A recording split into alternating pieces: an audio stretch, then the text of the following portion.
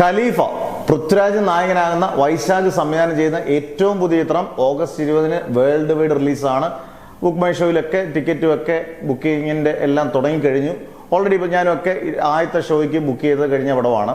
നമ്മൾ ഒരുപാട് ആകാംക്ഷയിലാണ് സിനിമ കാണാൻ പോകുന്നത്. ഇന്നലെ എൻ്റെ ട്രെയിലറൊക്കെ ഇറങ്ങിയപ്പോൾ അത്യാവശ്യം നല്ല ട്രെയിലർ, ഒരു ആക്ഷൻ പാക്ഡ് സിനിമയാണെന്ന് കാണുമ്പോഴേ ട്രെയിലറിന്റെ ഒരു 90% ആക്ഷൻ പാക്ഡ് ആണ്. നമ്മൾ ഈ മാർക്കോ സിനിമ കണ്ടപ്പോൾ ഇങ്ങനെ ഭയങ്കര വയലൻസ് കുത്തി നിറച്ചൊരു സിനിമ. പക്ഷെ എനിക്ക് ആ സിനിമ ഭയങ്കരമായിട്ട് എനിക്ക് റിലേറ്റ് ചെയ്തു. കാരണം അതിന് മുമ്പ് എനിക്ക് അതിനേക്കാട്ട് ഇഷ്ടപ്പെട്ട ഒരു ഹിന്ദി സിനിമ ഉണ്ടായിരുന്നു, കിൽ എന്ന് പറഞ്ഞു. മിക്കലുള്ള ഇതിനകത്ത് കാണുന്ന പ്രേക്ഷകർക്ക് എല്ലാം കണ്ടൊരു സിനിമയായിരിക്കും. ഈ ഒരു ട്രെയിനിൽ നടക്കുന്ന ഒരു സംഭവം നല്ല അതിഗംഭീരമായിട്ട് ഇതാക്കി.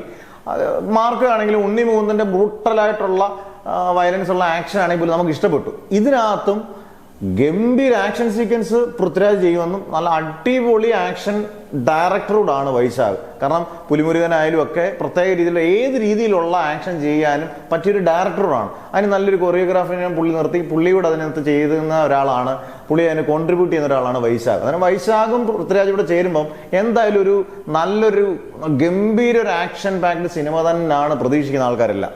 പക്ഷെ എപ്പോഴും എനിക്ക് തോന്നിയിട്ടുള്ളത് ഇങ്ങനെയുള്ള സിനിമകൾക്ക് എപ്പോഴും നമുക്കൊരു ഇമോഷണലി ലോക്ക്ഡ് ആയിട്ടുള്ള സീനുകളൂടെ ഉണ്ടെങ്കിൽ മാത്രമേ ഈ ആക്ഷൻ എന്തെങ്കിലും ഒരു പ്രത്യേകത കിട്ടത്തുള്ളൂ. അല്ലെങ്കിൽ അതിനെ മറികടക്കുന്ന എന്തെങ്കിലുമൊക്കെ പുതുമകൾ ആ സിനിമയ്ക്കകത്ത് വേണം. എന്തായാലും ഖലീഫയ്ക്ക് വേണ്ടി കാത്തിരിക്കുകയാണ്. മാർക്കോയെയോ അല്ലെങ്കിൽ കില്ലിനെയൊക്കെ വെല്ലുന്ന ഒരു സിനിമയായിരിക്കുമോ? അല്ലെങ്കിൽ നിങ്ങളുടെ പ്രതീക്ഷകൾ എന്തൊക്കെയാണ് ഖലീഫ റിലീസ് ചെയ്യുന്നതിന് മുമ്പേ? എന്തായാലും കാത്തിരിക്കാം. ഓഗസ്റ്റ് 20 ആദ്യത്തെ ഷോ കഴിയുമ്പോൾ തന്നെ നമുക്കിതിൻ്റെ എല്ലാ റിവ്യൂകളും കൃത്യമായിട്ട് അറിയാം.